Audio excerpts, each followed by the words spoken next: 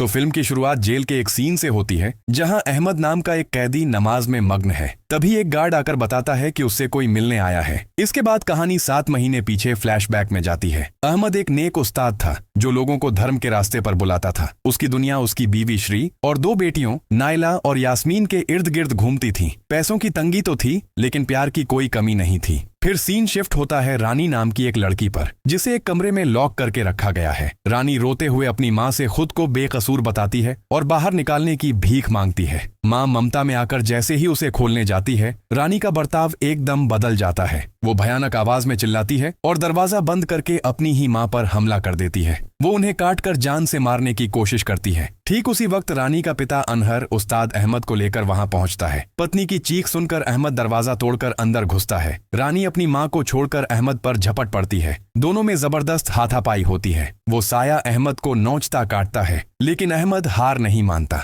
वो शैतान को शरीर छोड़ने का हुक्म देता है और रानी को काबू करके उसके सिर पर हाथ रखकर दुआ पढ़ने लगता है। आखिरकार अहमद की दुआओं से वो बुरी शक्ति निकल जाती है और रानी बेहोश होकर गिर पड़ती है। बेटी के ठीक होने पर अनहर अहमद को पैसे देना चाहता है लेकिन अहमद विनम्रता से मना कर देता है। उसका मानना है कि रुकिया अल्लाह की देन है, इसके बदले पैसे लेना सही नहीं। घर लौटने पर अहमद को खाली हाथ और चोटिल देखकर उसकी बीवी श्री परेशान हो जाती है। श्री अपनी दुकान की मंदी और घर की गरीबी को लेकर निराश होती है लेकिन अहमद उसे सब्र रखने और अल्लाह पर भरोसा करने को कहता है। अगले दिन स्कूल में फरहान नायला को घर छोड़ने का ऑफर देता है। ये देखकर फरहान को पसंद करने वाली सिंटा और उसकी सहेलियां जलने लगती हैं। खैर, नायला उन्हें इग्नोर करके जाने लगती है तो उसकी टक्कर से सिंटा का महंगा फोन गिरकर टूट जाता है। सिंटा धमकी देती है कि अगर नया फोन नहीं दिया तो वो पुलिस कंप्लेंट कर देगी। रात में नायला पिता को स्कूल वाली घटना बताती है। मुसीबत और बढ़ जाती है जब छोटी बेटी यास्मीन भी बताती है कि एग्जाम फीस जमा नहीं की तो उसे एग्जाम में नहीं बैठने दिया जाएगा। एक तरफ सिंटा के महंगे फोन का हर्जाना, दूसरी तरफ बेटी की फीस। चारों तरफ से आई इस फाइनेंशियल क्राइसिस से श्री घबरा जाती है। वो लोन लेने की बात करती है लेकिन अहमद अपने उसूलों पर पक्का रहता है और साफ मना कर देता है। ठीक तभी दरवाजे पर अनहर नॉक करता है। वो अपने बॉस तिमुर को साथ लाया है क्योंकि तिमुर की बेटी रत्ना को एक भयानक एविल फोर्स ने जकड़ लिया है। अहमद तिमुर के घर पहुंचता है। रूम में घुसते ही देखता है कि रत्ना अजीब तरह से दीवार से चिपकी हुई है। अहमद को देखते ही वो वार्न करती है और हिंसक होकर उसका गला दबा देती है। अहमद दुआ पढ़कर उसे रोकने की कोशिश करते हैं लेकिन रत्ना की हड्डियों से कटकटाने की आवाज आती है और वो दावा करती है कि ये शरीर अब सिर्फ उसका है। एक पल के लिए रत्ना अहमद की पीठ पर चढ़ जाती है। अहमद उसे बिस्तर पर पटक देते हैं और तिमुर और अनहर मिलकर उसे दबोच लेते हैं। इस हाथापाई के बीच शैतान अहमद से कहता है, मैं तुझे बर्बाद कर दूंगा, तू नर्क में जाएगा। और तिमुर की तरफ देखकर बोलता है, तेरे किए हुए वादे की कीमत मैं वसूल करूंगा। अहमद रत्ना के सिर पर हाथ रखकर दुआ पढ़ना जारी रखते हैं। शैतान दर्द से तड़पने लगता है और जाने से पहले आखिरी धमकी देता है कि वो अहमद और उसकी पूरी फैमिली को तबाह कर देगा। आखिरकार रत्ना शांत होती है और उसे होश आ जाता है। आखिर में अहमद तिमुर से उस रहस्यमयी वादे के बारे में पूछते हैं। तिमुर इसे शैतान का झूठ बोलकर टाल देता है। शुक्रिया के तौर पर तिमुर अहमद को बहुत सारे पैसे देना चाहता है लेकिन अपनी गरीबी के बावजूद अहमद वो पैसे नहीं लेते। वो तिमुर को शैतान के लालच से बचकर रहने की सलाह देकर वहां से चले जाते हैं। घर लौटने पर अहमद को फिर खाली हाथ देखकर श्री का सब्र टूट जाता है। वो गुस्से में कहती है कि अल्लाह ने कमाई का रास्ता दिखाया था लेकिन अहमद ने खुद उसे ठुकरा दिया। गुस्से में श्री दुकान चली जाती है। रात को वापस आकर श्री बताती है कि सिंटा की माँ दुकान पर आई थी और डेडलाइन देकर गई है। 1 हफ्ते में फोन के पैसे देने होंगे। अहमद ट्यूशन पढ़ाकर पैसे कमाने की बात करते हैं लेकिन श्री याद दिलाती है कि उस मामूली रकम से यास्मीन की एग्जाम फीस देना ही मुश्किल है। फोन का इतना बड़ा हर्जाना कैसे भरेंगे। अहमद के मुंह से फिर अल्लाह पर भरोसा सुनकर श्री आपा खो देती है। वो साफ कह देती है कि अगर अहमद रुकिया के बदले मिले पैसे ले लेते तो उनकी ये गरीबी मिट जाती। बिना बहस किए अहमद बेटियों को बुलाकर नमाज पढ़ने लगते हैं। अगले सीन में अहमद को एक बयान देते हुए सुना जाता है। वो कहते हैं, एक बार एक शैतान ने इब्लिस से पूछा था कि एक धार्मिक परिवार का ईमान कैसे खत्म करें। इब्लिस ने कहा, सबसे पहले उस घर की माँ को टारगेट करो, उसे जिम्मेदारियों से थका दो, उसका शुक्र छीन लो और उसे निराशा में डुबो दो। जब माँ टूट जाएगी तो वो पूरा परिवार बिखर जाएगा। असल में अहमद की फैमिली के साथ बिल्कुल वही हो रहा था। श्री थक हार कर और निराश होकर अपनी माँ से पैसे मांगने के लिए मैसेज टाइप करती है लेकिन आखिरी पल में डिलीट कर देती है। ठीक उसी वक्त दरवाजे पर नॉक होता है। दरवाजा खोलने पर उसे एक लड़की दिखाई देती है। वो खुद को तिमुर की बेटी बताती है, जिसे कल अहमद ने बचाया था। रत्ना एहसान के तौर पर पैसों का एक पैकेट श्री के हाथ में देती है। मजबूरी और गरीबी के आगे हारकर श्री वो पैसे ले लेती है और राहत की सांस लेती है। अगले दिन सुबह नाश्ते की टेबल पर शाही खाना देखकर अहमद हैरान हो जाता है। श्री झूठ बोलती है कि सानुसी नाम के एक आदमी ने कपड़ों का बड़ा ऑर्डर देकर एडवांस पैसे दिए हैं। अहमद इसे अल्लाह की रहमत मानता है। वो सानुसी को थैंक यू बोलना चाहता है, लेकिन श्री चालाकी से उसे रोक देती है और सब मिलकर खुशी खुशी खाना खाते हैं। बाद में जब अहमद काम में बिजी था, अनहर घबराया हुआ आता है और उसे तुरंत तैमूर के घर ले जाता है। वहां पहुंचकर वो देखते हैं तैमूर, उसकी पत्नी और बेटी रत्ना, तीनों की लटकती हुई लाशें मिलती हैं। दूसरी तरफ स्कूल में नायला वो नया फोन सिंटा को दे देती है, लेकिन सिंटा और उसकी दोस्त एहसान मानने के बजाय नायला की बेइज्जती करती हैं और फरहान का नाम लेकर उसे इजी गर्ल कहकर ताना मारती हैं। नायला अपमान सहकर चुपचाप वहां से चली आती है। इधर छोटी बेटी यास्मीन स्कूल से थक कर आती है और सो जाती है। माँ श्री उसे नमाज की याद दिलाकर काम पर चली जाती है। उसी वक्त फरहान नायला को बाइक से घर छोड़ते हुए प्रपोज करता है। नायला चुप रहती है तो फरहान इसे हाँ समझ लेता है और कहता है कि वो आज रात ही उसे लेने आएगा। जब यास्मीन बिस्तर पर लेटी थी, अचानक रत्ना के रूप में शैतान आता है और उसे नमाज का वक्त छोड़कर सोने के लिए बहकाता है। यास्मीन सो जाती है और एक भयानक सपने में चली जाती है। उसे बिस्तर के पास सफेद कपड़े में लिपटी एक लाश दिखती है और दानव जैसी सांसों की आवाज आती है। हिम्मत करके वो कपड़ा हटाती है तो वहां कोई नहीं था, लेकिन अगले ही पल एक अदृश्य बुरी ताकत यास्मीन के बाल पकड़कर उसे पूरे कमरे में घसीटने लगती है। शोर सुनकर श्री कमरे में आती है और देखती है कि यास्मीन नींद में अपना ही गला दबा रही है। वो उसे जगाकर शांत करती है। बाद में श्री अहमद को ये डरावनी बात बताती है, लेकिन अहमद उसे एक और खौफनाक खबर देता है। वो बताता है कि तैमूर, उसकी पत्नी और बेटी रत्ना तो दरअसल 2 दिन पहले ही मर चुके थे और आज शाम ही उनका दफन हुआ है। ये सुनकर श्री के पैरों तले जमीन खिसक जाती है। वो कांप उठती है ये सोचकर कि कल रात जो उसे पैसे देने आई थी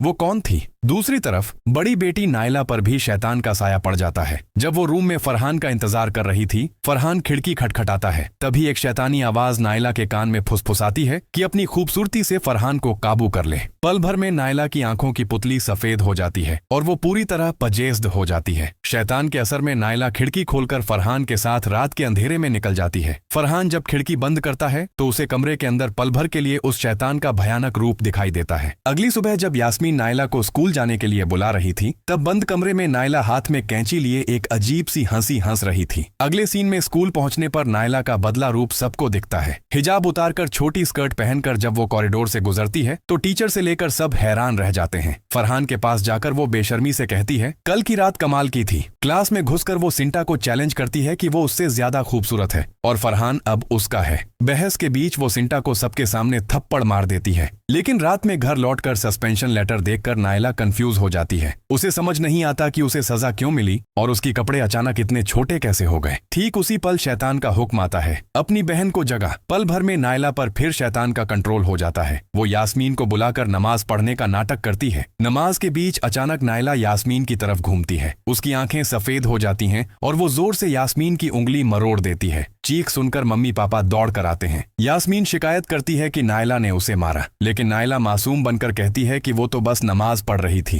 अहमद कहते हैं कि उन्हें घर में कोई अजीब चीज महसूस नहीं हो रही। उन्हें यकीन है कि अगर शैतान होता तो उन्हें पता चल जाता। सच जानने के लिए अहमद यास्मीन की स्पिरिचुअल आई, आंतरिक दृष्टि खोलने का फैसला करते हैं। दुआ पढ़ते ही यास्मीन डर जाती है। उसे अपनी सगी बहन नायला के अंदर एक भयानक शैतान दिखाई देता है। यास्मीन नायला की तरफ इशारा करती है, लेकिन अहमद इसे मान नहीं पाते। यास्मीन जोर देकर कहती है कि बाबा की खोली हुई नजर झूठ नहीं हो सकती। शैतान नायला के शरीर में ही है। ये सच अहमद को गहरी दुविधा में डाल देता है। खैर, कुछ महीने बीतने पर नायला को पता चलता है कि वो प्रेग्नेंट है। बीमार हालत में पिता के सामने पकड़े जाने के डर से वो जल्दी से कमरे में छिप जाती है। इधर अहमद नोटिस करते हैं कि यास्मीन आजकल नमाज नहीं पढ़ रही। पूछने पर यास्मीन मानती है कि नमाज में शैतान उसे परेशान करता है, इसलिए वो डरती है। अहमद श्री से बेटियों की इबादत पर ध्यान देने को कहते हैं तो श्री उल्टा भड़क जाती है। वो कहती हैं कि बेटियां बड़ी हो गई हैं, पाप पुण्य उनका अपना मामला है। इस बात पर पति पत्नी में बहस हो जाती है। इसी बीच एक आदमी अहमद को अपनी जिन्न पजेस्त बेटी के इलाज के लिए बुलाता है। लेकिन जब अहमद दुआ पढ़ना शुरू करते हैं तो शैतान उनका मजाक उड़ाता है। क्या हुआ अहमद, तुम्हारी दुआ अब काम नहीं कर रही। शैतान हंसते हुए अहमद को हवा में फेंक देता है और ऐलान करता है कि अहमद की स्पिरिचुअल पावर खत्म हो चुकी है। ये सुनकर अहमद बुरी तरह टूट जाते हैं। बाद में हलाल हराम कमाई पर बात करते हुए अहमद को एक कड़वा सच समझ आता है। वो खुद बताते हैं कि हराम पैसों से खरीदा खाना शरीर में खून नहीं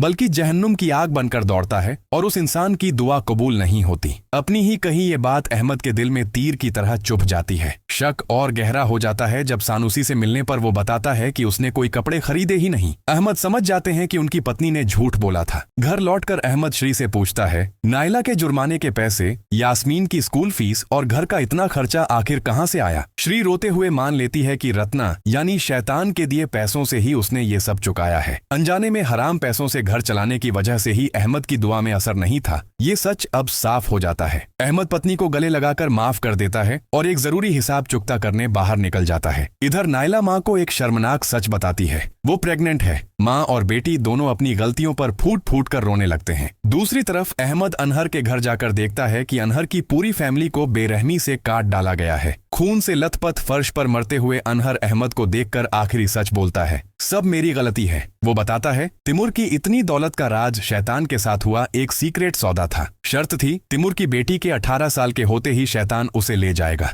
अनहर ने तिमुर से वो शापित पैसे लिए थे, इसीलिए ये श्राप उसके और अहमद के परिवार पर आ गया है। अनहर के मरते ही रानी की आवाज में शैतान दहाड़ता है, अहमद अब तेरे परिवार की बारी है क्योंकि तेरी बीवी ने वो शापित पैसे लिए हैं। शैतान रानी की बॉडी यूज करके अहमद पर अटैक करता है। अहमद दुआ पढ़कर उसे रोकने की कोशिश करता है तो शैतान मजाक उड़ाता है कि उसकी दुआ अब बेकार है। लेकिन अहमद हार नहीं मानता। पक्के ईमान के साथ वो दुआ पढ़ता रहता है और आखिरकार रानी को शैतान से आजाद करा लेता है। तभी अहमद को अपनी फैमिली का ख्याल आता है और वो तूफान की तरह घर की तरफ भागता है। इधर घर में शैतान श्री के दिमाग पर कब्जा कर लेता है। कान में फुसफुसाकर शैतान कहता है, सब तेरी गलती है श्री। पल भर में श्री पूरी तरह पजेस्ड हो जाती है। माँ की चीख सुनकर नायला और यास्मीन बाहर आते हैं तो श्री हिंसक होकर टेबल पीटते हुए ऐलान करती है, आज ही तुम दोनों के मरने का दिन है। बहनें भागने की कोशिश करती हैं, लेकिन दरवाजा बंद हो जाता है। प्रेग्नेंट नायला की ब्लीडिंग शुरू हो जाती है और श्री हाथ में कैंची लेकर उनकी तरफ बढ़ती है। नायला टेबल फेंककर माँ को रोकने की कोशिश करती है, लेकिन बच नहीं पाती। यास्मीन की आंखों के सामने ही उनकी सगी माँ अपने हाथों से कैंची घोंपकर नायला का बेरहमी से मर्डर कर देती है। यास्मीन बचने के लिए दुआ पढ़ने लगती है तो श्री उसे भी मारती है, लेकिन जान से नहीं मारती। डरावनी हंसी हंसकर श्री कहती है, फिक्र मत कर, तू अभी नहीं मरेगी, तेरी मुझे अभी जरूरत है। यास्मीन माँ को धक्का देकर हटा देती है। ठीक उसी वक्त अहमद घर पहुंचता है, लेकिन तब तक बहुत देर हो चुकी थी। फर्श पर मरी हुई नायला को देखकर अहमद जब यास्मीन से पूछता है कि ये किसने किया तो यास्मीन जवाब देती है, शैतान। ठीक तभी श्री शैतानी रूप में फिर से खड़ी हो जाती है। गुस्से, गम और दर्द में पागल होकर अहमद पास पड़ी कैंची उठाता है और जोर से श्री के सीने में उतार देता है। यास्मीन चिल्लाती है, पापा वो माँ है, लेकिन तब तक बहुत देर हो चुकी थी। होश आने पर अहमद को समझ आता है कि उसने शैतान को मारने के चक्कर में अपनी ही पत्नी को मार दिया है। शैतान ने उसे धोखा दिया, उसी के हाथों उसका बसाया हुआ घर बर्बाद कर दिया। पत्नी के मर्डर के इल्जाम में अहमद अरेस्ट होता है और उसे जेल भेज दिया जाता है। कहानी अब वापस मूवी के शुरू वाले सीन पर आती है। जेल का गार्ड बताता है कि कोई उससे मिलने आया है। वो कोई और नहीं बल्कि अहमद की छोटी बेटी यास्मीन थी। वो पापा को बताती है कि आज उसका हाई स्कूल का पहला दिन है। अहमद बेटी के सिर पर हाथ रखकर दुआ देते हैं और अपनी गलती पर फूट फूट कर रोने लगते हैं। उन्हें अफसोस होता है कि उनकी गलती की वजह से आज यास्मीन अकेली रह गई है। यास्मीन भी नम आंखों से मानती है कि जब सब साथ थे तब उसने कद्र नहीं की, ये उसकी भी गलती थी। वो पापा से वादा करती है कि अल्लाह पर भरोसा रखने वाली बात वो हमेशा याद रखेगी। विदा लेकर अहमद जब अपने सेल की तरफ लौट रहा होता है, ठीक तभी कहानी का आखिरी और सबसे खौफनाक ट्विस्ट आता है। शांत दिख रही यास्मीन का चेहरा अचानक बदल जाता है और वो शैतानी आवाज में बोलती है, कैसा लग रहा है अहमद, हार कर बर्बाद होकर इस जेल में अकेले सड़ना कैसा लग रहा है। यानी यास्मीन असल में शैतान की पकड़ से आजाद नहीं हुई थी। अहमद घबराते नहीं है, वो शांत मन से दुआ पढ़ते हुए वहां से चले जाते हैं। शैतान शायद अहमद का ईमान नहीं तोड़ पाया, लेकिन उसका पूरा परिवार तबाह करके वो अपनी जीत की एक मनहूस हंसी हंसता है। और इसी के साथ ये मूवी खत्म होती है।